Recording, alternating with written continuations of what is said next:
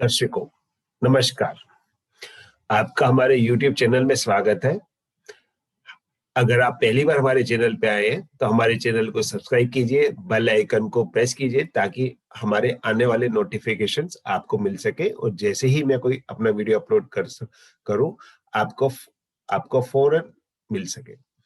आज हम जिस टॉपिक के बारे में चर्चा करने जा रहे हैं वो बेहद खास टॉपिक है, यानी मांगलिक दोष कैंसिलेशन।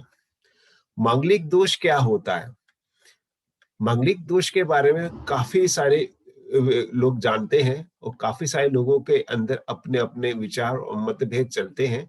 आज हम इन सब दोषों को दूर करेंगे कि ज्योतिष शास्त्र के अंदर मांगलिक दोष क्यों इतना क्रिटिकल समझा गया है और इसका क्या निवारण है। यानी कि जैसे कि हम जानते हैं, अगर जन्म के समय मंगल पहले, चौथे, सातवें, आठवें या 12वें भाव में आ जाए, जैसे कि आप यहाँ चार्ट में देख रहे हैं, first house, fourth house, seventh house, eighth house और 12th हाउस, यानी अगर मंगल जन्म के समय पहले, चौथे, सातवें, आठवें या 12वें हाउस में आ जाए तो व्यक्ति को मंगलिक कहा जाता है। आप इसी तरीके से जाने, साउथ के अंदर सेकंड भाव को भी लिया जाता है क्योंकि वो वानिका और कुटुंब का भाव होता है। तो इस आप ऐसे समझे कि 24 घंटे के अंदर 12 राशि है, हर राशि को एक बार लगन में आना है। तो अगर हम ये कैलकुलेशंस लेके चले तो आप ये माने कि एक दिन के अंदर 24 घंटे के अंदर कम से कम 50% लोग तो मंगलिक होते हैं। अगर हम और थोड़ा डिटेल में जाए तो मोर देन 50% लोग एक दिन में मंगलिक होते हैं। तो मंगलिक होना ये एक बात सही है, लेकिन ये बात पूर्णतः सही नहीं है। मंगलिक दोष है तो वो पूरी तरह से क्रिटिकल है। मंगलिक दोष के कैंसिलेशंस होते हैं। अगर 50% लोग मंगलिक है, ना ही इतने लोगों की शादी टूटी है, ना ही इतने इतने लोगों के साथ कुछ बुरा हुआ है। हाँ, होता है, कुछ केसेस में होता है। तो आज हम इन्हीं दोषों के बारे में चर्चा करेंगे कि मंगलिक दोष क्या है और मंगलिक दोष का कैंसिलेशन हम कैसे कर सकते हैं। हम कैसे जाने कि मंगलिक दोष हमारी कुंडली में जो बना हुआ है वो कैंसिल हो गया है। इन सब चीजों को आज हम गहराई से, आराम से, अच्छे से समझेंगे और अपनी ही कुंडली आप देख सकते हैं और जैसे जैसे मैं बता अपनी कुंडली में आप देख सकते हैं और आप जान सकते हैं कि अगर मंगलिक दोष है तो आपके लिए सही है या गलत है। तो जैसे कि मैंने अभी पहले आपको ये बताया, इस चार्ट के अंदर, ये जो अभी स्क्रीन पे आपके आया हुआ है कि मंगलिक दोष क्या होता है। अगर जन्म के समय मंगल पहले, चौथे, सातवें, आठवें या 12वें भाव में आ जाए तो उसको हम मंगलिक कहते हैं। अब हम जानेंगे मंगलिक दोष कैंसिलेशन, यानी मंगलिक दोष कैंसिलेशन क्या होता है और हम इसको कैसे फाइंड आउट करें अपनी कुंडली के अंदर। मंगलिक दोष कैंसिलेशन के अंदर हमें ये 4-5 पॉइंट मेन करने हैं। सबसे पहले देखिए कि अगर कुंडली में मांगलिक दोष है तो आप ये जानिए कि मंगल की जो डिग्री है वो कितनी डिग्री है। अगर मंगल 0, 1, 2 या डिग्री का है, या मंगल 27, 28, 29 डिग्री का है, यानी मंगल के पास पावर ही नहीं है, तो मंगलिक दोष कैंसिलेशन हो जाएगा। दूसरा, आपने अस्त ग्रह के बारे में देखना है। तीसरा, अगर मंगल योग कारक है तो उसकी क्या सिचुएशन है।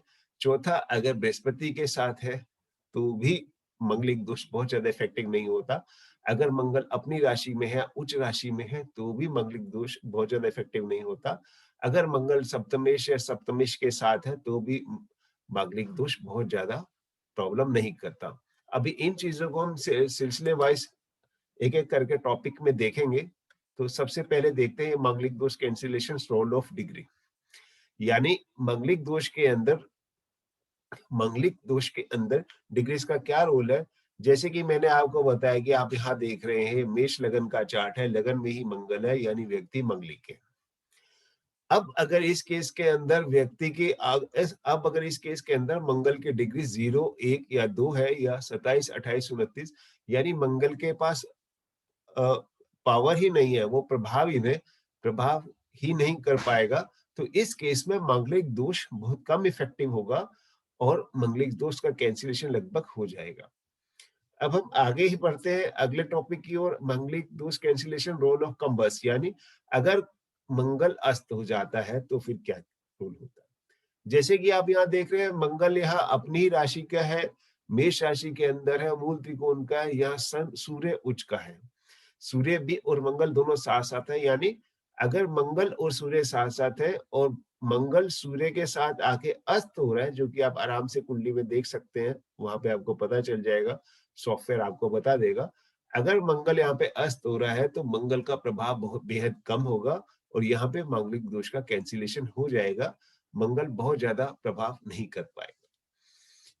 अब यहाँ पे हम एक और देखें, अगर मंगल योग कारक है, जैसे कि हम जानते हैं कि कर्क और सिंह लगन के अंदर मंगल योग कारक होता है, ये सिंह लगन का चार्ट है, यहाँ पे लगन में ही मंगल है, लेकिन मंगल यहाँ पे प्रबल योग कारक है, यानी राजयोग का निर्माण कर रहे हैं, तो यहाँ पे मांगलिक दोष ना होके मांगलिक योग हो जाएगा, जो इनके लिए बहुत अच्छा रहेगा, वो एक किस्म से राजयोग की तरह कार्य करेगा, तो यहाँ पे भी मांगलिक दोष नहीं है। इसी प्रकार से हम अगले टॉपिक की ओर चलते हैं, मांगलिक दोष कैंसिलेशन, रोल ऑफ जुपिटर। हम इस टॉपिक में ये देख रहे हैं कि रोल ऑफ जुपिटर, यानी आप इसे ऐसे समझिए जैसे ये मेष लगन का चार्ट है, मंगल यहाँ पर है, अगर मंगल बृहस्पति के साथ आ जाता है तो भी मांगलिक दोष का निवारण हो जाता है, यानी बृहस्पति जो देवताओं के गुरु हैं, वो मंगल के साथ आके मंगल के प्रभाव को कम करते हैं, मांगलिक दोष के प्रभाव को कम करते हैं। इसी प्रकार से अगर मंगल पंचम भाव में है, कुंडली के पंचम भाव में है, और बृहस्पति अगर पंचम भाव में है, उसकी दृष्टि नवम मंगल पे जा रही है, या बृहस्पति सप्तम भाव में है तो सप्तम दृष्टि जाएगी, या बृहस्पति नवम भाव में है तो बृहस्पति की पंचम दृष्टि मंगल पे जाएगी, जो कि मंगल इस चार्ट में लगन में है। कहने का तात्पर्य ये है कि अगर व्यक्ति मंगलिक है, यानी जैसे कि आप ये देख रहे हैं लगन में मंगल है, लेकिन मंगल के साथ किसी प्रकार से बृहस्पति का कांटेक्ट हो गया या बृहस्पति की दृष्टि पड़ गई, जैसे कि तीनों दृष्टि आप देख रहे हैं, बृहस्पति चाहे पंचम में है, चाहे सप्तम में है, चाहे नवम में है, चाहे वो लगन में मंगल के साथ बैठा हुआ, तो इस केस में भी मांगलिक दोष का निवारण हो जाएगा, मांगलिक दोष यहाँ भी इफेक्टिव नहीं रह पाएगा, यानी बहुत ज्यादा दिक्कत नहीं करेगा। अब हम आगे चलते हैं, मांगलिक दोष कैंसिलेशन। जैसे कि आप जानते हैं, मैं बार बार आपको बता रहा हूं कि अगर मंगल अपनी राशि का या उच्च राशि का आ जाता है और व्यक्ति को मंगलिक बनाता है, तो भी मांगलिक दोष का कैंसिलेशन हो जाता है।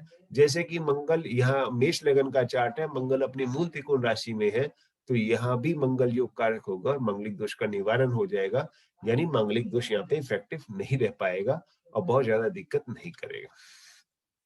अब इसी सिलसिले में हम आगे चलते हैं, सप्तमेश के साथ अगर मंगल का कहीं भी कांटेक्ट हो जाता है, जैसे कि यहाँ पे मंगल सप्तम भाव में है कुंडली के, तुला राशि के अंदर, लेकिन तुला राशि के स्वामी जो है शुक्र है, अब मंगल का सप्तमेश के साथ कांटेक्ट हो गया, तो इसका तात्पर्य ये है कि मांगलिक दोष यहाँ पे कैंसिल हो जाता है या मांगलिक दोष का इफेक्ट कम पड़ता है, मांगलिक दोष बहुत ज्यादा इफेक्टिव नहीं रहता, बहुत ज्यादा प्रॉब्लम्स नहीं होती, तो यहाँ भी मांगलिक दोष का कैंसिलेशन हो जाता है। अब एक चीज और देखने को आती है कि मैच मेकिंग के अंदर, जैसे कि हम जानते हैं टोटल हमारे पास 36 गुण होते हैं, अगर 26 या 28 से ज्यादा गुण आपके मिल जाते हैं कुंडली के अंदर, किसी पत्रिका के अंदर, तो भी मांगलिक दोष का थोड़ा सा इफेक्ट कम हो जाता है, मांगलिक दोष वहां भी थोड़ा दिक्कत कम करता है। और एक चीज और हमारे प्रचलन में आती है, जो हम देखते हैं मांगलिक दोष कैंसिलेशन के अंदर, कि 28 साल के बाद मंगल का प्रभाव थोड़ा सा कम हो जाता है, क्योंकि यहाँ तक आते आते व्यक्ति थोड़ा सा मैच्योर हो जाता है और मांगलिक थोड़ा सा समझने भी लग जाता है, थोड़ा सा मैच्योर ज्यादा हो जाता है, तो चीजों को आराम से इजिली हैंडल करने की उसके अंदर कैपेसिटी आ जाती है, तो यहाँ भी मांगलिक दोष कम इफेक्टिव रहता है, मांगलिक दोष रहता है लेकिन थोड़ा सा उसका इफेक्ट कम हो जाता है। तो ये आज सारे मैंने एक छोटा सा वीडियो आपको बना के दिया, जिसमें ये सारा कुछ मैंने बताया कि मांगलिक दोष का क्या इफेक्ट पड़ता है और मांगलिक दोष कैंसिलेशन आप कैसे देख सकते हैं। मांगलिक दोष है, जैसे कि मैंने बताया, आधे से 50% लोगों में होता ही होता है मांगलिक दोष, लेकिन मांगलिक दोष के इतने सारे आपको, जैसे मैंने 7-8 ये फार्मूले से बताए कि मांगलिक दोष कैंसिलेशन हो जाता है, तो आप जान सकते हैं, मेरे अपनी कुंडली आप खुद देख सकते हैं और इसके थ्रू आप जान सकते हैं। यदि आपके मन में कोई प्रश्न आता है, कोई क्वेश्चन है, तो आप मेरे इस वीडियो को लाइक कीजिए, इसमें कमेंट कीजिए, आप कमेंट करेंगे, मुझे अच्छा लगेगा, मैं कोशिश करूँगा आपके जवाब देने की और आपको मैं इसका पूरा अपनी नॉलेज के अनुसार आपको पूरा सैटिस्फैक्टरी रूप में आंसर दूँगा। और आप ज़्यादा से ज़्यादा मेरे इस वीडियो को लाइक कीजिए, मेरे चैनल को सब्सक्राइब कीजिए, ताकि ये जो जानकारी दी है मैंने आपको मांगलिक दोष के बारे में, ये ज़्यादा से ज़्यादा लोगों तक जा सके और ये जो थोड़ा-सा भ्रम फैल जाता है कि मांगलिक है, विवाह में देरी होगी या विवाह में दिक्कत है, तो ये चीज़ें आपको हेल्प करेंगी कि मांगलिक दोष है भी कि नहीं है। अगर कुंडली में मांगलिक दोष है ही नहीं है, तो बेकार में अपने दिमाग के ऊपर या बुद्धि पे इसके ऊपर स्ट्रेस नहीं देना चाहिए।